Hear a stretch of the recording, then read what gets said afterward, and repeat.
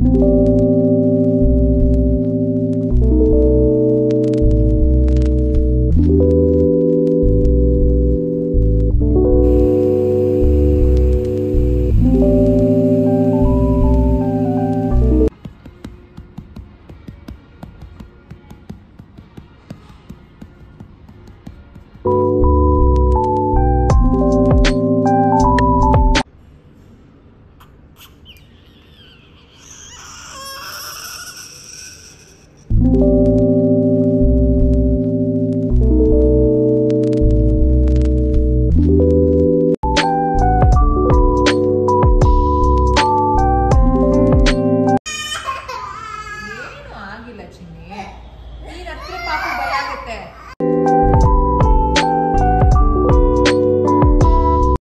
Everyone, welcome back to my YouTube channel ನಮ್ಮ ಮಕ್ಕಳಿಗಾಗಿ by Veena Krishna. ಇದು 3rd day in the hospital ಅಂತಂದರೆ ಗುರುವಾರ ಡೆಲಿವರಿ ಆಗಿದ್ದು. ಇದು ಶುಕ್ರವಾರ ಬೆಳಗ್ಗೆ. ಆಲ್ರೆಡಿ ನಾನು ಸ್ವಲ್ಪ ರಿಕವರಿ ಆಗಿದ್ದೆ. ಏನೇನೆಲ್ಲ ಆಯಿತು ಶುಕ್ರವಾರ ಆ್ಯಂಡ್ ಶನಿವಾರ ಕಂಪ್ಲೀಟ್ ನಿಮಗೆ ನಾನು ಈ ವಿಡಿಯೋದಲ್ಲಿ ಶೇರ್ ಮಾಡ್ಕೊಳ್ತೀನಿ. ಸೊ ಶುಕ್ರವಾರ ಬೆಳಗ್ಗೆ ಕೃವಿ ಮತ್ತು ಅದಿತಿ ಬೇಗನೆ ಎದ್ದು ಸ್ನಾನ ಮಾಡ್ಕೊಂಡಿದ್ರು. ನನಗೂ ಹೇಳಿದರು 8:30 ಹಾಗೆ ಬಂದು ನಿಮಗೂ ಎಣ್ಣೆ ಮಸಾಜ್ ಎಲ್ಲ ಇರುತ್ತೆ ಅಂತ. ಸೊ ಎಣ್ಣೆ ಮಸಾಜು ಅಂತಂದರೆ ಆಯುರ್ವೇದ ಹಾಸ್ಪಿಟಲ್ ಆಗಿರೋದ್ರಿಂದ ಒಂದು ಅಭ್ಯಂಗ ಸ್ನಾನ ಇರುತ್ತೆ. ಕಂಪ್ಲೀಟ್ ಬಾಡಿಗೆ ಆಯಿಲ್ ಮಸಾಜ್ ಮಾಡಿ ಆ್ಯಂಡ್ ಫಸ್ಟ್ ವಾಕ್ ಸಹ ಮಾಡಿಸ್ತಾರೆ ಅಲ್ಲ, ಸಿ ಸೆಕ್ಷನ್ ಆದಮೇಲೆ. ಸೊ ಅದು ಸಹ ಇತ್ತು ಇವತ್ತು ಬೆಳಗ್ಗೆನೆ, ಅಂತಂದರೆ ಶುಕ್ರವಾರ ಬೆಳಗ್ಗೆ. ಗುರುವಾರ ಡೆಲಿವರಿ ಆಗಿದ್ದರಿಂದ ಗುರುವಾರ ಮಧ್ಯಾಹ್ನ 1:48 ನನ್ನ ಪಾಪು ಈ ಪ್ರಪಂಚಕ್ಕೆ ಕಾಲಿಟ್ಟಿದ್ದು. ಶುಕ್ರವಾರ ಬೆಳಗ್ಗೆ ಫಸ್ಟು ವಾಕು, ಅದಾದಮೇಲೆ ಕಂಪ್ಲೀಟ್ ಕೇರ್ ಇರುತ್ತೆ ಅಲ್ಲ ನರ್ಸ್ಗಳಿಂದ. ಸೊ ಅದೆಲ್ಲ ಮಾಡ್ತೀನಿ ಅಂತ ಹೇಳಿದರು. ಸೊ ಅಷ್ಟು ಬೇಗ ಬಿಸಿನೀರು ಬಂದಿರತ್ತೆ ಅಂತ ಕೃವಿ ಮತ್ತು ಅದಿತಿ ರೆಡಿ ಆಗ್ತಿದ್ದಾರೆ. ನಂದು ರೆಡಿ ಆದಮೇಲೆ ನಂದು ಅಭ್ಯಂಗ ಸ್ನಾನ, ನಾನು 3rd ಫ್ಲೋರ್ಗೆ ಕರ್ಕೊಂಡು ಹೋಗಿ ಅಭ್ಯಂಗ ಸ್ನಾನ ಎಲ್ಲ ಮುಗಿಸಿ ನಾನು ಬಂದೆ. ಅಷ್ಟರಲ್ಲಿ ಪಾಪುಗೂ ಸಹ ಎಣ್ಣೆ ಮಸಾಜ್ ಇತ್ತು. ಪಾಪುಗೆ ಹರ್ಬಲ್ ಆಯಿಲಲ್ಲಿ ಮಸಾಜ್ ಮಾಡಿ, ಹರ್ಬಲ್ ಪೌಡರ್ಸ್ ಇರುತ್ತೆ ಅದನ್ನು ವಾಟರ್ಗೆ ಮಿಕ್ಸ್ ಮಾಡಿ ಮಗುಗೆ ಸ್ಪಾಂಜ್ ಬಾತ್ ರೀತಿ ಮಾಡ್ತಾರೆ. ಅದಿತಿದ್ರಲ್ಲೂ ಈ ಒಂದು ಪ್ರೊಸೀಜರ್ನ ಫಾಲೋ ಮಾಡಿದರು, ಈಗಲೂ ಸಹ ಫಾಲೋ ಮಾಡಿದ್ದಾರೆ.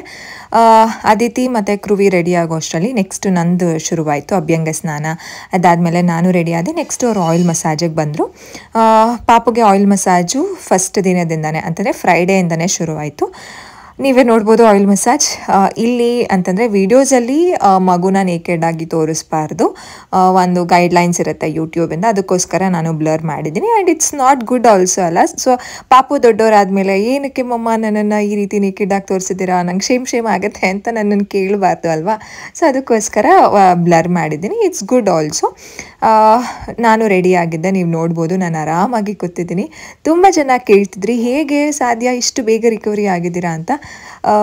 ಎಸ್, ನಾನು ತುಂಬ ಬೇಗನೆ ರಿಕವರಿ ಆದೆ. ಗೊತ್ತಿಲ್ಲ ಏನು ಶಕ್ತಿ ಇತ್ತೋ ಅಥವಾ what made me do all of this ಅಂತಲೂ ನಂಗೆ ಗೊತ್ತಿಲ್ಲ. ತುಂಬ ಬೇಗ ರಿಕವರಿ ಆಗಿದೆ.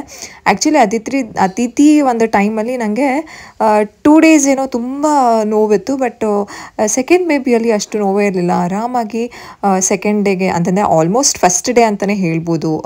ಫ್ರೈಡೇ, ಗುರುವಾರ ಡೆಲಿವರಿ ಆಗಿದೆ ಅಂತಂದರೆ ಫಸ್ಟ್ ಡೇ ಫ್ರೈಡೇ ಆಗುತ್ತೆ. ಸೊ ಆರಾಮಾಗಿ ನಾನು ಕೂತ್ಕೊಂಡು ಎಲ್ಲ ಇದು ಮಾಡ್ತಿದ್ದೆ.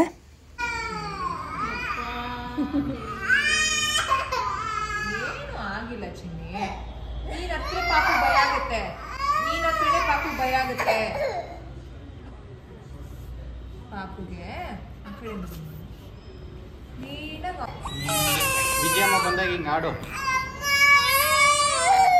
ನೋಡಲ್ಲಿ ನೀನು ಅಳ್ತಾ ಇರಕ್ಕ, ಅದು ಅಳ್ತಾ ಇರೋದು. ಏನಿಲ್ಲ, ಪಾಪುಗೆ ಮಸಾಜ್ ಮಾಡಿಸ್ಬೇಕು, ಸ್ನಾನ ಮಾಡಿಸ್ಬೇಕು.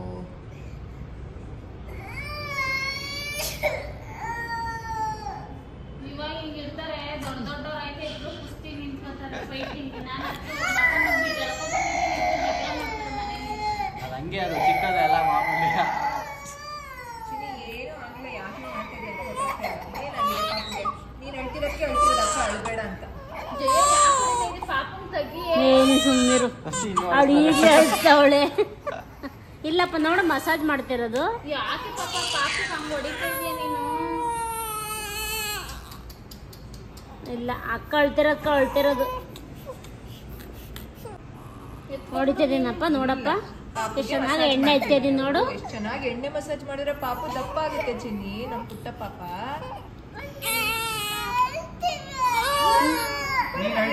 ಅಳ್ತಿರೋದಕ್ಕೆ ನೀನ್ ನೋಡಿ ಅಳ್ತಿರೋದು ನಿನ್ ಕಡೆಗೆ ತಿರ್ಕೊಂಡಿದೆ. ಇಲ್ಲ ಅಳ್ತಿ, ಅದು ಪಾಪ ಎಣ್ಣೆ ಮಸಾಜ್ ಮಾಡ್ತಿರೋದಕ್ಕೆ ಪಾಪಗೆ ಡಿಸ್ಕಂಫರ್ಟ್ ಆಗ್ತಿದೆ. ನಿನ್ ಕಡೆಗೆ ನೋಡ್ತಿರೋದು. ಆನ್ ಆಯ್ತಾ? ನೋಡ್ದಾ ಸೈಲೆಂಟ್ ಆಗೋದ್ಲು.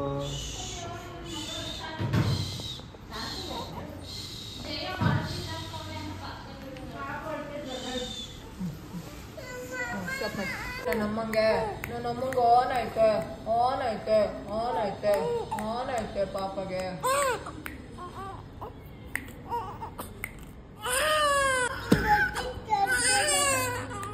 ಯಾರು ಹೊಡಿಯಲ್ಲ ಪಾಪಗೆ.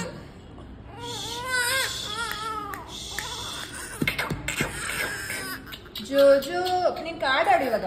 ಆನ್ ಆಯ್ತವಾ? ಆನ್ ಐತೆ ಆನ್ ಐತೆ ಆನ್ ಆಯ್ತು ಆನ್ ಆಯ್ತವಾ? ಮಧುಬಲ ಬುಲಾ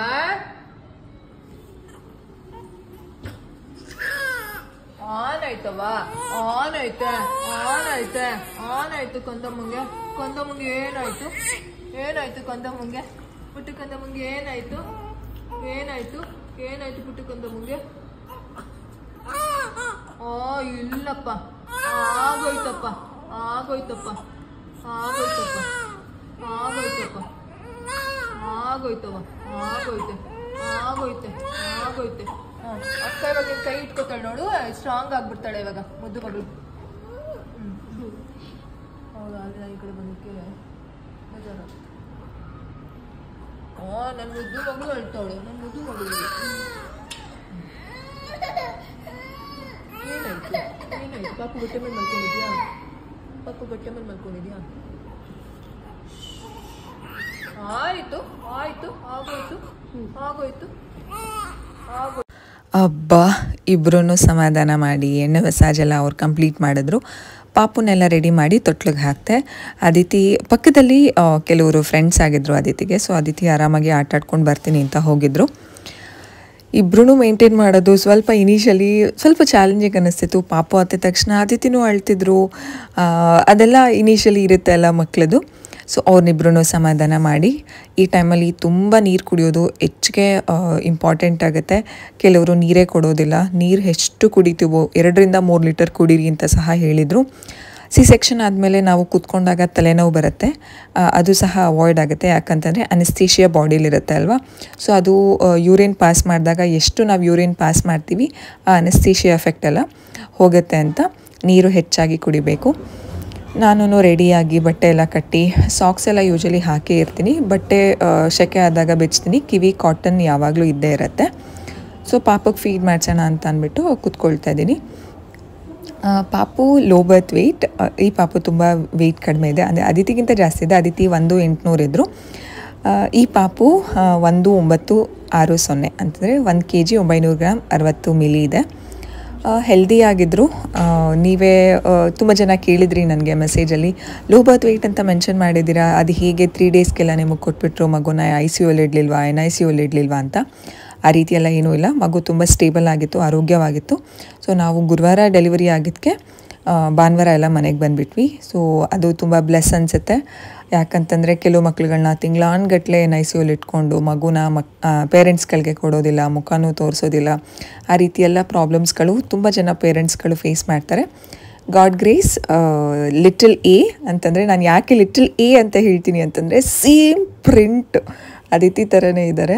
ಕೃವಿ ಹೇಳ್ತಾಯಿದ್ರು, ಇಷ್ಟೊಂದು ಸಿಮಿಲಾರಿಟೀಸ್ ಇದೆ ಅಂತಂದರೆ ಇಬ್ಬರು ಟ್ವಿನ್ಸ್ ಆಗಿ ಹುಟ್ಬಿಟ್ಟಿದ್ರೆ ಎಷ್ಟು ಚೆನ್ನಾಗಿರ್ತಿತ್ತಲ್ಲ, ಎಲ್ಲ ಒಂದೇ ಸಲ ಮುಗ್ದೋಗ್ಬಿಡ್ತಿತ್ತು ಅಂತ ಹೇಳ್ತಿದ್ರು. ಸೊ ಇಬ್ಬರು ಒಂದೇ ಥರ ಇದ್ದಾರೆ, ಒಂದೇ ಮುದ್ದು, ಎಲ್ಲ ಒಂದೇ ಥರ ಇದೆ. ಸೊ ಅದಕ್ಕೋಸ್ಕರ ನಾನು ಲಿಟಲ್ ಎ ಅಂತ ಮೆನ್ಷನ್ ಮಾಡ್ತೀನಿ. ಫೀಡಿಂಗಿಗೆ ನನಗೆ ಯಾರ ಸಪೋರ್ಟು ಬೇಕಾಗಿತ್ತು. ಸೊ ಹಾಲು ಚೆನ್ನಾಗಿ ಬರ್ತಿತ್ತು. ಈಗ ಒಂದು ಫಸ್ಟ್ 2 to 3 ಡೇಸ್ ಕೊಲೆಸ್ಟ್ರಮೇ ಬರುತ್ತೆ ಅಂತಂದರೆ ಹಳದಿ ಹಾಲು ಅಂತ ಹೇಳ್ತೀವಿ. ಸೊ ಅದನ್ನೇ ಫೀಡ್ ಮಾಡ್ತಾಯಿದ್ದೀನಿ. ಇನಿಷಿಯಲಿ ಗುರುವಾರ ಮಧ್ಯಾಹ್ನದಿಂದ ಶುಕ್ರವಾರದ ಬೆಳಗ್ಗೆವರೆಗೂ ಪಾಪುಗೆ ಫಾರ್ಮುಲಾ ಕೊಟ್ಟಿದ್ರು. ಆ ಕಂಪ್ಲೀಟ್ ಡೀಟೇಲ್ಸ್ ಎಲ್ಲ ಹೇಗೆ ಪಾಪು ಸಣ್ಣ ಇದ್ರೂ ನಮಗೆ ಕೊಟ್ಟರು ಅದನ್ನೆಲ್ಲನೂ ನಿಮಗೆ ಮೆನ್ಷನ್ ಮಾಡ್ತೀನಿ. ಯಾಕಂತಂದರೆ ಲೋ ಬರ್ತ್ ವೆಯ್ಟ್ ಇರುವಂತಹ ಬೇರೆ ಪೇರೆಂಟ್ಗಳಿಗೂ ಹೆಲ್ಪ್ ಆಗುತ್ತೆ. ಸೊ ನಾನು ಕಂಪ್ಲೀಟ್ ಡೀಟೇಲ್ಸ್ ಆಗಿ ಹೇಳ್ತೀನಿ.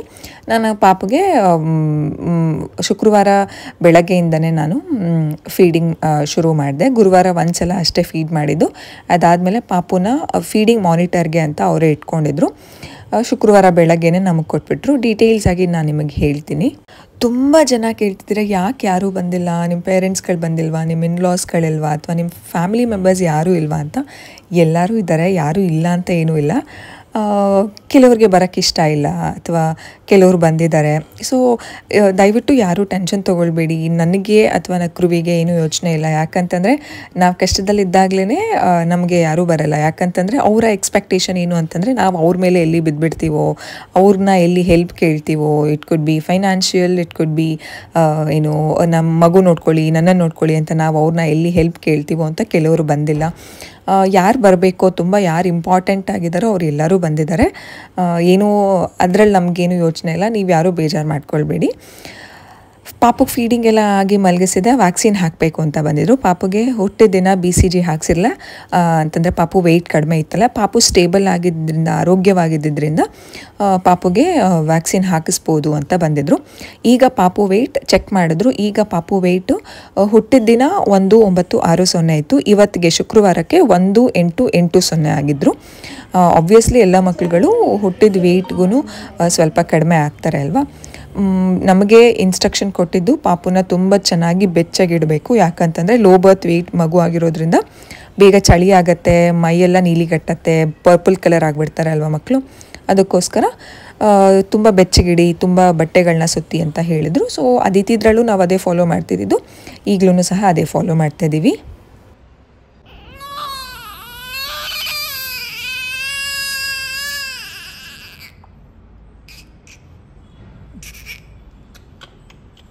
ಆಯ್ತು ಕಂದ, ಆಯ್ತು ಕಣ.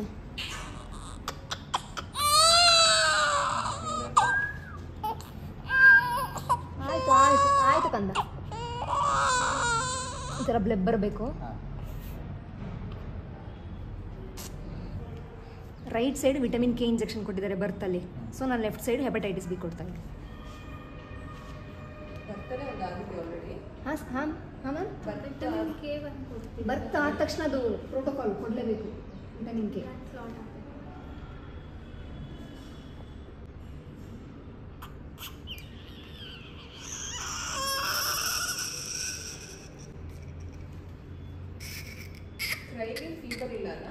ಏನು ಹೇಳಿ? ಇಲ್ಲ ಇಲ್ಲ, ಸ್ವಲ್ಪ ನಿಮ್ಮ ಜೊತೆ ಅಡ್ಜಸ್ಟ್ ಆಗಬೇಕಲ್ಲ ಆಯಿತಾ?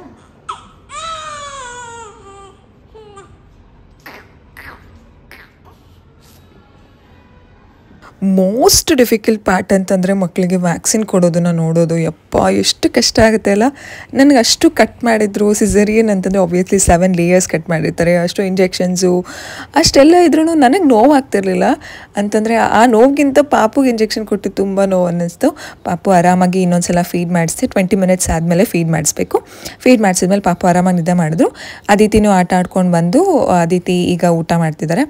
ಅದಿತಿದು ಕಂಪ್ಲೀಟ್ ಏನು ಟ್ಯಾಂಟ್ರಮ್ ಇರಲಿಲ್ಲ. ಬಟ್ ಪಾಪು ಹತ್ತಾಗ ಅವ್ರಿಗೆ ತಡ್ಕೊಳಕ್ಕಾಗ್ತಿರಲಿಲ್ಲ. ಪಾಪು ಯಾಕೆ ಅಳ್ತಿದೆ.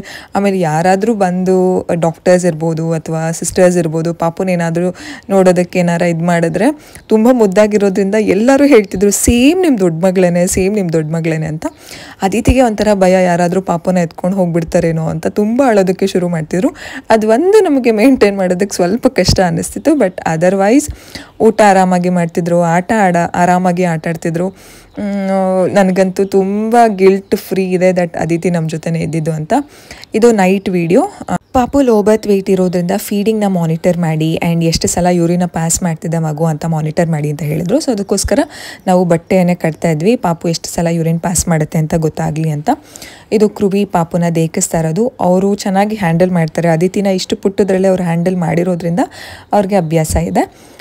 ನಾನು ಕ್ರುವಿನೇ ಹ್ಯಾಂಡಲ್ ಮಾಡ್ತಿದ್ವಿ. ಬರ್ಪಿಂಗ್ ಇರ್ಬೋದು. ನಾನು ಕಂಪ್ಲೀಟ್ ಫೀಡಿಂಗಿಗೆ ಯಾರು ಸಪೋರ್ಟು ಕೇಳ್ತಿರ್ಲಿಲ್ಲ, ನಾನೇ ಆರಾಮಾಗಿ ಫೀಡಿಂಗ್ ಮಾಡ್ತಿದ್ದೆ.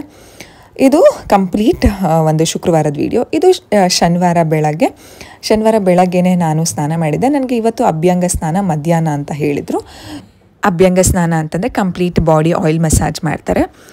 ಅದಿತಿದು ಸ್ನಾನ ಆಗಿತ್ತು, ಕ್ರುವಿ ಅದಿತಿಗೆ ಸ್ನಾನ ಮಾಡಿಸಿ ರೆಡಿ ಮಾಡ್ತಾಯಿದ್ದೆ. ನಾನು ಸಹ ರೆಡಿ ಆಗಿದ್ದೆ. ಸಿ ಸೆಕ್ಷನ್ ಆದ್ರೂ ಸಹ ಡೈಲಿ ಸ್ನಾನ ಮಾಡಬೇಕಾಗತ್ತೆ. ಯಾಕಂತಂದರೆ ಈ ಟೈಮಲ್ಲಿ ತುಂಬ ಬ್ಲೀಡಿಂಗ್ ಇರುತ್ತೆ, ಬಾಡಿ ಎಲ್ಲ ಸ್ಮೆಲ್ ಬರ್ತಿರುತ್ತಲ್ಲ, ಸೊ ಡೈಲಿ ಸ್ನಾನ ಮಾಡೋದು ತುಂಬ ಒಳ್ಳೆಯದು. ನಾವು ಹಾಸ್ಪಿಟಲಿಂದನೇ ಇದನ್ನೆಲ್ಲ ಶುರು ಮಾಡಿದ್ದೆ. ಅದಿತಿನ ರೆಡಿ ಮಾಡ್ತಿದ್ದೆ. ಅದಿತಿ ಕ್ಯೂಟಾಗಿ ಒಂದು ಫ್ರಾಕ್ ಹಾಕ್ಕೊಂಡಿದ್ರು, ಅದಿತಿಸ್ ಫೇವ್ರೆಟ್ ಫ್ರಾಕ್ ಇದು. ಅದಕ್ಕೆ ಬ್ಲೂ ಕಲರ್ ಕ್ಲಿಪ್ನ ಹಾಕಿ ರೆಡಿ ಮಾಡ್ತಿದ್ದೆ. ತುಂಬ ಪ್ರಶ್ನೆ ನನಗೆ ರಿಸೀವ್ ಆಗ್ತಿದೆ ದಟ್ ಯಾಕೆ ನೀವು 2 ಮಕ್ಕಳು ಸಹ ಲೋ ಬರ್ತ್ ವೆಯ್ಟ್ ಇದ್ದಾರೆ, ವೆಯ್ಟ್ ಯಾಕೆ ತುಂಬ ಕಡಿಮೆ ಅಂತ. ಏನು ಹೆಲ್ತ್ ಇಶ್ಯೂಸ್ ಎಲ್ಲ ಏನೂ ಇಲ್ಲ, ಇಬ್ಬರು ಆರಾಮಾಗಿದ್ದಾರೆ, ಆರೋಗ್ಯವಾಗಿದ್ದಾರೆ. That is more important. ನನ್ನ ಗರ್ಭಕೋಶ ಕಡಿಮೆ ಅಂತಂದರೆ ಚಿಕ್ಕ ಸೈಜ್ ಇರೋದ್ರಿಂದ ಈ ಒಂದು ಇಶ್ಯೂಸ್ ಇರೋದು ನನಗೆ. ಸೊ ಅದಕ್ಕೋಸ್ಕರ ಇಬ್ಬರು ಲೋ ಬರ್ತ್ ವೆಯ್ಟ್ ಆಗಿರ್ತಾರೆ. ಯಾವುದೇ ರೀತಿ ಆರೋಗ್ಯದಲ್ಲಿ ಅಥವಾ ಅವರ ಬೆಳವಣಿಗೆಯಲ್ಲಿ ಯಾವುದೇ ರೀತಿ ತೊಂದರೆ ಆಗೋದಿಲ್ಲ. ಬಟ್ ಹುಟ್ಟಿದುವಾಗ ಮಕ್ಕಳು ಇಬ್ಬರೂ ಲೋ ಬರ್ತ್ ವೆಯ್ಟ್. ಅದಿತಿ 1,800 ಇದ್ದರು, ಈ ಪಾಪು 1,960 ಇದ್ದಾರೆ. ಅದಿತಿಗಿಂತ 160 ಗ್ರಾಮ್ ಜಾಸ್ತಿ ಇದ್ದಾರೆ. ಹೆಲ್ತ್ ವೈಸಲ್ಲಿ ಯಾವುದೇ ರೀತಿ ತೊಂದರೆ ಇಲ್ಲ, ಅವ್ರ ಮೈಲ್ ಸ್ಟೋನಲ್ಲೂ ಯಾವುದೇ ರೀತಿ ತೊಂದರೆ ಆಗೋದಿಲ್ಲ. ಅದಿತಿ ಇದರಲ್ಲೂ ಎಲ್ಲ ಮೈಲ್ ಸ್ಟೋನ್ಸು ಸಹ ತುಂಬ ಚೆನ್ನಾಗಿ ಬೇಗನೆ ರೀಚ್ ಆಗ್ತಿದ್ರು. ಈ ಪಾಪುನೂ ಅದೇ ರೀತಿ ಅಂತ ಅಂದ್ಕೊಂಡಿದ್ದೀನಿ. Yes, it will be like that only. ಇದೇ ರೀಸನ್, ನನ್ನ ಒಂದು ಗರ್ಭಕೋಶ ಚಿಕ್ಕದಿರೋದ್ರಿಂದ ಇಬ್ಬರು ಮಕ್ಕಳು ಸಹ ಲೋ ಬರ್ತ್ ವೆಯ್ಟ್. ಕ್ಲಾರಿಟಿ ಕೊಡಬೇಕಾಗಿತ್ತು, ಕೊಟ್ಟಿದ್ದೀನಿ. ಕಂಪ್ಲೀಟ್ ಡೀಟೇಲಾಗಿ ವಿಡಿಯೋ ಮಾಡ್ತೀನಿ. ಅದಿತಿ ಹುಟ್ಟಿದಾಗ ಏನೆಲ್ಲ ಚಾಲೆಂಜಸ್ನ ಫೇಸ್ ಮಾಡಿದ್ವಿ, ಈ ಪಾಪು ಹುಟ್ಟಿದಾಗ ಸಾಕಷ್ಟು ಚಾಲೆಂಜಸ್ಗಳನ್ನ ನಾವು ಹಾಸ್ಪಿಟಲಲ್ಲೇ ಫೇಸ್ ಮಾಡಿದ್ವಿ. ಡಾಕ್ಟರ್ಸ್ ಬಂದು ಈ ರೀತಿ ಮಗುಗೆ ಆಗಬಹುದು ಲೋ ಬರ್ತ್ ವೆಯ್ಟ್ ಇರೋದ್ರಿಂದ ಅಂತ ಎಲ್ಲ ಒಂದು ಪ್ರೋಟೋಕಾಲ್ಸ್ನ ಹೇಳ್ತಾರೆ. ಆ ರೀತಿ ಹೇಳಿದಾಗ ಪೇರೆಂಟ್ಸ್ಗಳಿಗೆ ತುಂಬ ಭಯ ಆಗುತ್ತೆ ಮಗು ವಿಷಯದಲ್ಲಿ. ಅದನ್ನೆಲ್ಲ ನಾವು ಹೇಗೆ ಫೇಸ್ ಮಾಡಿದ್ವಿ, ಏನೆಲ್ಲ ಚಾಲೆಂಜಸ್ ಇರುತ್ತೆ ಲೋ ಬರ್ತ್ ವೆಯ್ಟ್ ಮಗು ಆದಾಗ, ನಾವು ಏನೆಲ್ಲ ಸ್ಟೆಪ್ಸ್ನ ಫಾಲೋ ಮಾಡಿದ್ವಿ, ಏನೆಲ್ಲ ವಿಷಯಗಳನ್ನ ತಿಳ್ಕೊಂಡು. ಆಬ್ವಿಯಸ್ಲಿ ನಮಗೆ ಗೊತ್ತಿತ್ತು. ನಿಮ್ಮ ಲಾಸ್ಟ್ ವ್ಲಾಗ್ಸ್ನೆಲ್ಲ ನೀವು ಚೆಕ್ ಮಾಡಿದರೆ ನಾನು ಹೇಳಿದ್ದೆ ಪಾಪು ಜಸ್ಟು 1,999 ಗ್ರಾಮ್ ಇದೆ ಲಾಸ್ಟ್ 9 ಮಂತ್ಸ್ ಸ್ಕ್ಯಾನಿಂಗಲ್ಲಿ ಅಂತ. ನಮಗೆ ಎಕ್ಸ್ಪೆಕ್ಟೇಷನ್ ಇತ್ತು ಪಾಪು ಖಂಡಿತವಾಗ್ಲೂ ಒಂದು ಲೋ ಬರ್ತ್ ವೆಯ್ಟ್ ಮಗುನೇ ಬರುತ್ತೆ ಅಂತ. ಸೊ ಆ ಒಂದು ನಮಗೆ ಒಂದು ಗೊತ್ತಿದ್ದರಿಂದ, ಶ್ಯೂರ್ ಇದ್ದಿದ್ದರಿಂದ ನಾವು ಹೇಗೆ ರೆಡಿ ಆಗಿದ್ವಿ. ಲೋ ಬರ್ತ್ ವೆಯ್ಟ್ ಮಗು ಆದಾಗ ಕೆಲವರಿಗೆ ಪ್ರೀಮೆಚ್ಯೂರ್ ಬೇಬಿ ಆಗುತ್ತೆ. ಅದಿತಿನೂ ಪ್ರೀಮೆಚ್ಯೂರ್ ಬೇಬಿ ಅಲ್ಲ, ಆ್ಯಂಡ್ ಈ ಪಾಪುನೂ ಪ್ರೀಮೆಚ್ಯೂರ್ ಬೇಬಿ ಅಲ್ಲ. ನನಗೆ ಈ ಸೆಕೆಂಡ್ ಟೈಮ್ ಡೆಲಿವರಿ ಆಗಿದ್ದು 38 ವೀಕ್ಸ್ 4 ಡೇಸ್ಗೆ, ಅಂತಂದರೆ complete full term baby. Aditi 36 weeks ಅಂದರೆ ಆಲ್ಮೋಸ್ಟ್ 37 ವೀಕ್ಸ್ಗೆ ಅದಿತಿ ಹುಟ್ಟಿದ್ದು. ಇಬ್ಬರೂ ಪ್ರೀಮೆಚ್ಯೂರ್ ಬೇಬೀಸ್ ಅಲ್ಲ. ಅದಿತಿನ ರೆಡಿ ಆದಮೇಲೆ ಅವರು ಬ್ರೇಕ್ಫಾಸ್ಟ್ ಮಾಡ್ತಿದ್ರು. ಕ್ರುವಿನೂ ಸಹ ಅದಿತಿಗೆ ಬ್ರೇಕ್ಫಾಸ್ಟ್ ಎಲ್ಲ ಮಾಡಿಸ್ತಿದ್ರು. ಪಾಪುಗೆ ನಾನು ಫೀಡ್ ಮಾಡಿಸಿ ಬರ್ಪ್ ಮಾಡಿಸ್ತಿದ್ದೆ. ಪ್ರತಿ ಸಲ ಬರ್ಪ್ ಮಾಡಿಸೋದು ತುಂಬ ಇಂಪಾರ್ಟೆಂಟ್. ನನಗೆ ಆಲ್ರೆಡಿ ಮೆಸೇಜಸ್ ರಿಸೀವ್ ಆಗ್ತಿದೆ, ಪಾಪುಗೆ ಹೇಗೆ ಬರ್ಪ್ ಮಾಡಿಸೋದು ಅದನ್ನೆಲ್ಲ ತೋರಿಸಿ ಅಂತ. ಮುಂದಿನ ವ್ಲಾಗ್ಸಲ್ಲಿ ಡೈಲಿ ವ್ಲಾಗ್ಸ್ನ ಶುರು ಮಾಡಬೇಕು ಅಂತ ತುಂಬ ರಿಕ್ವೆಸ್ಟ್ ಸಹ ಇದೆ. ಅದನ್ನು ಮಾಡಿದ್ರೆ ನಾನು ಖಂಡಿತವಾಗ್ಲೂ ಮಗುಗೆ ಹೇಗೆ ಬರ್ಪ್ ಮಾಡಿಸ್ಬೇಕು, ಅದಾದಮೇಲೆ ಕಂಪ್ಲೀಟ್ ಡೀಟೇಲಾಗಿ ನಾನು ಒಂದೊಂದು ವಿಷಯನೇ ಒಂದೊಂದು ದಿನ ತೊಗೊಂಡು ನಿಮಗೆ ಶೇರ್ ಮಾಡ್ತೀನಿ. ಈ ರೀತಿ ಇನ್ಫಾರ್ಮೇಷನ್ ಬೇಕಿದ್ದರೆ ನೀವು ಕಾಮೆಂಟ್ ಸೆಕ್ಷನಲ್ಲಿ ತಿಳಿಸಿ ಯಾವ ವಿಷಯ ನಾನು ಡೈಲಿ ವ್ಲಾಗ್ಸಲ್ಲಿ ಶೇರ್ ಮಾಡ್ಕೊಳ್ಬೇಕು ಅಂತ. ಪ್ರತಿ ಸಲ ಮಗುಗೆ ಫೀಡ್ ಮಾಡಿಸಿದಾಗ ಬರ್ಪ್ ಮಾಡಿಸೋದು ತುಂಬ ಇಂಪಾರ್ಟೆಂಟ್. ಇಲ್ಲಾಂದರೆ ಮಕ್ಳು ಕಕ್ಕೋದು ಆ್ಯಂಡ್ ನೆಕ್ಸ್ಟ್ ಫೀಡಿಂಗಿಗೂ ಸಹ ಮಕ್ಕಳಿಗೆ ಪ್ರಾಬ್ಲಮ್ ಆಗುತ್ತೆ. Burp is very important. ತುಂಬ ಲೋ ವೆಯ್ಟ್ ಇರೋದ್ರಿಂದ ಒಂಥರ ಎಷ್ಟು ಮುದ್ದಾಗಿತ್ತು ಗೊತ್ತಾ ಮಗು ಅಂತಂದರೆ. ಕೆಲವ್ರಿಗೆ ತುಂಬ ಚಬಿ ಮಕ್ಕಳು ಹುಡ್ತಾರೆ. ನನಗೆ ತುಂಬ ಲೋ ಬರ್ತ್ ವೆಯ್ಟ್ ಮಗು ಆಗಿರೋದ್ರಿಂದ ತುಂಬ ಈಸಿಯಾಗಿ ಹ್ಯಾಂಡಲ್ ಮಾಡ್ಬೋದು ಅಂತ ನನಗೆ ಅನ್ನಿಸ್ತು. ಎಲ್ಲರಿಗೂ ಒಂದೊಂದು ರೀತಿ ಇದಿರುತ್ತೆ. ಏನು ನಮಗೆ ಸಿಕ್ಕಿದೆಯೋ ಅದನ್ನು ಆಕ್ಸೆಪ್ಟ್ ಮಾಡೋದ್ರಲ್ಲಿ ಏನು ತಪ್ಪಿದಲ್ಲ. ಆಬ್ವಿಯಸ್ಲಿ ಎಲ್ಲರಿಗೂ ಆಸೆ ಇರುತ್ತೆ ಮಗು ತುಂಬ ಗುಂಡು ಇರಬೇಕು ಅಂತ. ನನಗೂ ಫಸ್ಟಲ್ಲಿ ಅದಿತಿ ಇದರಲ್ಲಿ ತುಂಬ ಆಸೆ ಇತ್ತು. ಬಟ್ ಸೆಕೆಂಡಲ್ಲಿ ಆ ಒಂದು ಆಸೆನ ಬಿಟ್ಬಿಟ್ಟೆ. ಯಾಕಂತಂದರೆ ನನಗೆ ಪ್ರಾಬ್ಲಮ್ ಇರೋದ್ರಿಂದ, ಗರ್ಭಕೋಶ ಚಿಕ್ಕದಿರೋದ್ರಿಂದ ನಾನು ಆ ರೀತಿ ಎಕ್ಸ್ಪೆಕ್ಟ್ ಮಾಡೋದಕ್ಕೆ ಸಾಧ್ಯನೇ ಇಲ್ಲ. ಎಷ್ಟೇ ವೆಯ್ಟ್ ಹುಟ್ಟಿದ್ರೂ ಆರೋಗ್ಯವಾಗಿ ಹುಟ್ಟಲಿ ಅಂತ ನಾನು ಮ್ಯಾನಿಫೆಸ್ಟೇಷನ್ ಮಾಡ್ತಿದ್ದಿದ್ದು. ಅದೇ ರೀತಿ ಮ್ಯಾನಿಫೆಸ್ಟೇಷನ್ ನಿಜ ಸಹ ಆಯಿತು. ಆ್ಯಂಡ್ ಇನ್ನೊಂದು ಖುಷಿ ವಿಚಾರ ಏನು ಗೊತ್ತಾ, ಅದಿತಿಗೆ ನಾನು ಡಿಂಪಲ್ ಬರಲಿ ಅಂತ ಅಂದ್ಬಿಟ್ಟು ತುಂಬ ಮ್ಯಾನಿಫೆಸ್ಟೇಷನ್ ಮಾಡಿದ್ದೆ. ನಂಗೆ ಡಿಂಪಲ್ ಇರೋದಕ್ಕೆ ತುಂಬ ಇಷ್ಟ. ಈ ಪಾಪುಗೆ ಯು ಡೋಂಟ್ ಬಿಲೀವ್ 2 ಕೆನೆಯಲ್ಲಿ ಡಿಂಪಲ್ ಬೀಳುತ್ತೆ ಗೊತ್ತಾ. ಎಷ್ಟು ಮುದ್ದು ಅಂತಂದರೆ ನಾನು ಡಾಕ್ಟರ್ ಹತ್ರ ಹೇಳ್ತಿದ್ದೆ, ಡಾಕ್ಟರ್ ನಾನು ಈ ಪಾಪಗೆ ಮ್ಯಾನಿಫೆಸ್ಟೇಷನ್ ಮಾಡೇ ಇರಲಿಲ್ಲ ಡಿಂಪಲ್ಗೆ ಅಂತ. ಡಾಕ್ಟರ್ ಒಂದೇ ಮಾತು ಹೇಳಿದ್ದು, ಯಾವ ಮಗುಗೆ ಏನು ಬರಬೇಕೋ ಅದೇ ಬರುತ್ತೆ ಅಂತ. ಅದೆಷ್ಟು ನಿಜ ಅಲ್ವಾ ಅಂತ ಅನ್ನಿಸ್ತು. ತುಂಬ ಮುದ್ದಾಗಿದ್ದಾರೆ. ಲಿಟಲ್ ಅದಿತಿ, ಸೇಮ್ ಅದಿತಿ ಹೇಗಿದ್ರು, I am just experiencing everything again ಅಂತ ಅನ್ನಿಸ್ತಿದೆ. ಸಿ ಸೆಕ್ಷನ್ನು ಅದಿತಿನ ಇದೇ ರೀತಿ ಹ್ಯಾಂಡಲ್ ಮಾಡಿದ್ದು, ಅದಿತಿ ಥರನೇ ಮುದ್ದಾಗಿ ಕಂಪ್ಲೀಟ್ ಅದಿತಿಯಾಗಿ ಅಗೇನ್ ಬಂದಿದ್ದಾರೆ. ನಿಜ ಖುಷಿ ಇದೆ. ಬಟ್ ಏನಂತ ಹೇಳೋದು, ತುಂಬ ಒಂಥರ ಚಿತ್ರಹಿಂಸೆ ಅಂತ ಹೇಳ್ಬೋದು ಸಮಾಜದ್ದು. ಅಯ್ಯೋ ಗಂಡ ಆಗಲಿಲ್ವಾ, ಅಯ್ಯೋ ನಿನಗೊಂದು ಗಂಡ ಆಗಬೇಕಾಗಿತ್ತು, ನೀನು ಇಷ್ಟೊಂದೆಲ್ಲ ಫ್ಯಾಮಿಲಿಯಲ್ಲಿ ಫೇಸ್ ಮಾಡ್ತಿದ್ಯಾ, ನಿನಗೊಂದು ಗಂಡ ಆಗಿದ್ದಿದ್ರೆ ಅವ್ರಿಗೆಲ್ಲರಿಗೂ ಅರ್ಥ ಆಗ್ತಿತ್ತು, ಹಾಗೆ ಹೀಗೆ ಅಂತೆಲ್ಲ ಹೇಳಿದಾಗ ಎಷ್ಟು ಕುಗ್ಗಿ ಹೋಗ್ತೀನಿ ಅಂತಂದರೆ ಯು ಡೋಂಟ್ ಬಿಲೀವ್. ತುಂಬ ಜನ ಮೆಸೇಜ್ ಸಹ ಮಾಡ್ತಿದ್ದೀರಾ, ನನಗೂ 2 ಹೆಣ್ಮಕ್ಳಿದ್ದಾರೆ, ನನ್ನನ್ನು ತುಂಬ ಕುಗ್ಗಿಸ್ಬಿಟ್ಟಿದ್ರು, ನೀವು ಹೇಗೆ ಹ್ಯಾಂಡಲ್ ಮಾಡ್ತಿದ್ದೀರಾ ಅಂತ. ನಾನು ಇದನ್ನು ಎಕ್ಸ್ಪೀರಿಯನ್ಸ್ ಮಾಡ್ತಿದ್ದೀನಿ. But I am managing, I have to manage ಅಲ್ವಾ. ಅಯ್ಯೋ ಅವ್ರು ಹೇಳ್ತಾರೆ ಇವ್ರು ಹೇಳ್ತಾರೆ ಅಂತ ಕೂತ್ಕೊಂಡ್ರೆ ಏನೇನೋ ಬರುತ್ತೆ ಮನಸ್ಸಿಗೆ. ಅದೆಲ್ಲ ನಡೀತಾ ಇದೆ. ಬಂದವರೆಲ್ಲ ಒಂದೊಂದು ಮಾತು, ನೋಡಿದವರೆಲ್ಲ ಒಂದೊಂದು ಮಾತು, ಅಥವಾ ವಿಷಯ ಗೊತ್ತಾದವ್ರಿಗೆ, ಹೆಣ್ಮಗು ಆಗಿದೆ ಅಂತ ವಿಷಯ ಗೊತ್ತಾದವ್ರಿಗೂ ಒಂದು ಮನಸ್ಸಲ್ಲಿ ಬರುತ್ತೆ. ಅದನ್ನು ಬೇರೆಯವ್ರ ಹತ್ರ ಹೇಳಿ ಬೇರೆಯವ್ರು ನನಗೆ ಹೇಳಿದಾಗ ಅದಿದ್ದೂ ಮನಸ್ಸಿಗೆ ಒಂಥರ ಹೊಡಿಯತ್ತೆ. But I have to accept that ನನ್ನ ಜೀವನಕ್ಕೆ God's gift that is Aditi and little A. ಅವ್ರಿಗೆ ಏನು ಮಾಡಬೇಕು ಅನ್ನೋದನ್ನು ಯೋಚನೆ ಮಾಡ್ತಾ ಇದ್ದೀವಿ ಹೊರ್ತು ಅಯ್ಯೋ ಗಂಡ್ಮಗು ಆಗಿಲ್ಲ ಅನ್ನೋ ಒಂದು ಕ್ರಿಬ್ ಆಗಲಿ, ಯಾಕಪ್ಪ ದೇವರೇ ಹೆಣ್ಮಗು ಕೊಟ್ಟೆ ಅನ್ನೋ ಒಂದು ಬೇಜಾರಾಗಲಿ ನಮಗಿಲ್ಲ. ಯಾವುದು ನಮಗೆ ಸಿಗಬೇಕು ಅದು ಸಿಕ್ಕಿದೆ, ಅದು ಆರೋಗ್ಯವಾಗಿ ಮುದ್ದಾಗಿ ಸಿಕ್ಕಿದೆ ಅಲ್ಲ, ಸೊ ಅಷ್ಟೇ important. And we are very grateful to God. 11:30 ಹಾಗೆ ಬಂದು ಪಾಪುಗೆ ಎಣ್ಣೆ ಮಸಾಜ್ ಮಾಡ್ತೀನಿ ಅಂತ ಅಂದ್ಬಿಟ್ಟು ಎಣ್ಣೆ ಮಸಾಜ್ ಶುರು ಮಾಡಿದರು. ಪ್ರತಿದಿನ ಎಣ್ಣೆ ಮಸಾಜ್ ಇರುತ್ತೆ. ನಾವು 3 ದಿನ ಇದ್ವಿ ಅಲ್ವಾ, ಶುಕ್ರವಾರ, ಶನಿವಾರ, ಭಾನುವಾರ 3 ದಿನವೂ ಎಣ್ಣೆ ಮಸಾಜ್ ಮಾಡಿಸ್ಕೊಂಡೇ ಬಂದಿದ್ದು. ಆ್ಯಂಡ್ ಸೋಮವಾರದಿಂದ ನಾನು ಎಣ್ಣೆ ಮಸಾಜ್ ಶುರು ಮಾಡಿದೆ ಪಾಪುಗೆ. ಇಲ್ಲಿ ಹಾಸ್ಪಿಟಲಲ್ಲಿ ಅವರು ಯಾವುದೇ ಬೇರೆ ಎಣ್ಣೆ ಎಲ್ಲ ಯೂಸ್ ಮಾಡೋದಿಲ್ಲ. ಪಾಪುಗೆ ಅಂತ ಒಂದು ಎಣ್ಣೆ ಕೊಟ್ಟಿರ್ತಾರೆ, ಆ ಎಣ್ಣೆಯಲ್ಲೇ ಹಾಸ್ಪಿಟಲಲ್ಲೇ ಕೊಟ್ಟಿರ್ತಾರೆ. ಅದಿತಿಗೂ ನಾವು ಅದೇ ಯೂಸ್ ಮಾಡಿದ್ದು, ಅದೇ ಎಣ್ಣೆ ಹಾಕ್ತಿರ್ತಾರೆ. ಮನೆಗೆ ಬಂದ ಮೇಲೆ ನಾನು ಪಾಪುಗೆ ಅಂತಂದರೆ ಲಿಟಲ್ ಎಗೆ ಹರಳೆಣ್ಣೆ, ಕೊಬ್ಬರಿ ಎಣ್ಣೆ, ಆಲ್ಮಂಡ್ ಆಯಿಲ್ ಎಲ್ಲ ಅದನ್ನೆಲ್ಲ ಶುರು ಮಾಡಬೇಕು. ಈಗ ಸದ್ಯದಲ್ಲಿ ಹಾಸ್ಪಿಟಲ್ ಇರೋದ್ರಿಂದ ನಾವು ಅವರು ಯಾವುದು ಒಂದು ಎಣ್ಣೆ ಕೊಟ್ಟಿರ್ತಾರೋ ಅದು ಒಂದು ಬಲಶ್ವಾದಿ ಗಂಧ ಆಯಿಲ್ ಅಂತ, ಅದು ಮಕ್ಕಳ ಬೋನ್ನ ಸ್ಟ್ರೆಂತ್ ಮಾಡುತ್ತೆ, ವೆಯ್ಟ್ ಗೇನ್ಗೂ ಸಹ ಸಹಾಯ ಮಾಡುತ್ತೆ ಅಂತ. ನೋಡಿ ಅದಿತಿ ಎಷ್ಟು ಚೆನ್ನಾಗಿ ಆಟ ಆಡ್ತಿರ್ತಾರೆ. ಈಗ ಇನ್ನೂ ಹೇಳ್ತಾ ಇದ್ದೀವಿ ಅದಿತಿಗೆ ದಟ್ ತಲೆ ಮುಟ್ಬಾರ್ದು ಅಂತ. ಮಕ್ಕಳು ಯೂಶ್ವಲಿ ಫಸ್ಟ್ ಮುಟ್ಟೋದೇ ತಲೆ. ಏನಕ್ಕಂತಂದರೆ ಅವ್ರಿಗೇನೋ ಪುಟ್ಟದಾಗಿ ಕಾಣಿಸ್ತಾ ಇರುತ್ತೆ, ಏನೋ ಒಂದು ಡಿಫ್ರೆಂಟ್ ಎಕ್ಸ್ಪ್ಲೋರೇಷನ್ ಅವ್ರಿಗೆ. ಹೇಳ್ತಾ ಇದ್ದೀವಿ ತಲೆ ಮುಟ್ಬಾರ್ದು ಕಂದ, ತಲೆ ಮುಟ್ಬಾರ್ದು ಕಂದ ಅಂತ. ಪಾಪ ಅವರು ಎಕ್ಸ್ಪ್ಲೋರೇಷನ್ ಸ್ಟೇಜಲ್ಲಿ ಇರ್ತಾರೆ, ಹೇಳಿದಾಗ ಅರ್ಥ ಮಾಡ್ಕೊಳ್ತಾರೆ, ನೆಕ್ಸ್ಟ್ ಟೈಮ್ ಅದೇ ಮಾಡ್ತಾರೆ. We are also managing. ಕೆಲವೊಂದು ಸಲ ನನಗೂ ಕೋಪ ಬರುತ್ತೆ. ಈಗ ಅಂತೂ ತುಂಬ ಕೋಪ ಬರ್ತಾಯಿದೆ. ಕ್ರುವಿ ಹೇಳ್ತಿರ್ತಾರೆ ನೀನೇನು ಟೆನ್ಷನ್ ತೊಗೋಬೇಡ, ನಾನು ಮೇಂಟೈನ್ ಮಾಡ್ತೀನಿ ಅಂತ. ಕ್ರುವಿ is also maintaining his best. Obviously ಈ ಟೈಮಲ್ಲಿ ನಮ್ಮ ಹಾರ್ಮೋನ್ಸ್ ಕಂಪ್ಲೀಟ್ ಅಪ್ಸೈಡ್ ಡೌನ್ ಆಗಿರುತ್ತೆ. ಪ್ರೆಗ್ನೆನ್ಸಿಯಲ್ಲಿ ಎಷ್ಟು ಹ್ಯಾಪಿ ಆಗಿದ್ವೋ ಅಷ್ಟು ಒಂದು ಅಳು ಇರ್ಬೋದು, ಅಥವಾ ಡಿಪ್ರೆಷನ್ ಇರ್ಬೋದು, ಒಂಥರ ಕೋಪ ಇರ್ಬೋದು, ಒಂಥರ ಡಿಫ್ರೆಂಟ್ ಇಮೋಷನ್ಸ್ನ ನಾವು ಈ ಪೋಸ್ಟ್ ಪಾರ್ಟಮ್ ಟೈಮಲ್ಲಿ ಫೇಸ್ ಮಾಡ್ತಿರ್ತೀವಿ. That's completely all right. ಯಾವುದೇ ರೀತಿ ಗಿಲ್ಟ್ ಇಲ್ಲ. ಆ್ಯಂಡ್ ಮೋಸ್ಟ್ಲಿ ಇಂಪಾರ್ಟೆಂಟ್ ಏನು ಅಂತಂದರೆ ಅದಿತಿನ ಮತ್ತು ಪಾಪುನ ಇಬ್ಬರು ಒಟ್ಟಿಗೆ ಇರೋದ್ರಿಂದ ನಂಗೆ ಯಾವುದೇ ರೀತಿ ಮಾಮಿ ಗಿಲ್ಟ್ ಅಂತೂ ಇವಾಗ ಸದ್ಯದಲ್ಲಿ ಕಾಡ್ತಿಲ್ಲ. ಈ ಪಾಪುಗೆ ಲಿಟಲ್ ಹೇಗೆ ಫೀಡ್ ಮಾಡಿಸಿ ಮಲಗಿಸ್ದೆ. ಆ್ಯಂಡ್ ಅದಿತಿಗೂ ಊಟ ಆಗಿತ್ತಲ್ಲ, ಅವರು ಆರಾಮಾಗಿ ನಿದ್ದೆ ಮಾಡಿದ್ರು. ಈಗ ನಂದು ಅಭ್ಯಂಗ ಸ್ನಾನಕ್ಕೆ ಬಟ್ಟೆಗಳು ಏನೇನು ಬೇಕು ಆ್ಯಂಡ್ ಹರ್ಬಲ್ ಪೌಡರ್ಸ್ನ ಕೊಟ್ಟಿರ್ತಾರೆ, ಅದರಲ್ಲೇ ನಮಗೆ ಸ್ನಾನ ಮಾಡಿಸೋದು ಆ್ಯಂಡ್ ಎಣ್ಣೆ ಎಲ್ಲನೂ ತೊಗೊಂಡು ನಾನು 3rd ಫ್ಲೋರ್ಗೆ ಹೋಗಬೇಕಾಗಿತ್ತು. ಕ್ರುವಿ, ಪಾಪುನ ಮತ್ತು ಅದಿತಿನ ಇಬ್ಬರೂ ನೋಡ್ಕೊಳ್ತಾರೆ. 3 ಜನನೂ ಆರಾಮಾಗಿ ಇಲ್ಲಿರ್ತಾರೆ. ಸೊ ನಾನು ಲಿಫ್ಟಲ್ಲಿ 3rd ಫ್ಲೋರ್ಗೆ ಹೋದೆ. ನಾನು ಆರಾಮಾಗಿ ನಡೀತಾ ಇದ್ದೆ. ಎಲ್ಲರೂ ಹೇಳ್ತಿದ್ರು ನಾರ್ಮಲ್ ಡೆಲಿವರಿನಾ ಅಂತ. ಇಲ್ಲ, ನನಗಾಗಿರೋದು C-ಸೆಕ್ಷನ್ ಅಂತ ಐ ವಾಸ್ ಪ್ರೌಡ್ಲಿ ಸೇಯಿಂಗ್. ಅದೇನೋ ಒಂಥರ ನಮ್ಮ ಜನಗಳಿಗೆ ಇದೆ, ನಾರ್ಮಲ್ ಡೆಲಿವರಿ ಆದರೆ ಮಾತ್ರ ಬೇಗ ನಡೆದ್ಬಿಡ್ತಾರೆ, C-ಸೆಕ್ಷನ್ ಆದರೆ ಒಂದು 10-15 ದಿನ ಆರಾಮಾಗಿ ಮಲ್ಕೊಳ್ತಾರೆ ಅಂತ. ಆ ರೀತಿಯೆಲ್ಲ ಏನೂ ಇಲ್ಲ. C-ಸೆಕ್ಷನ್ ಆದವರು 1 ದಿನದಲ್ಲೇ ನಡಿಬೋದು. That I have proved.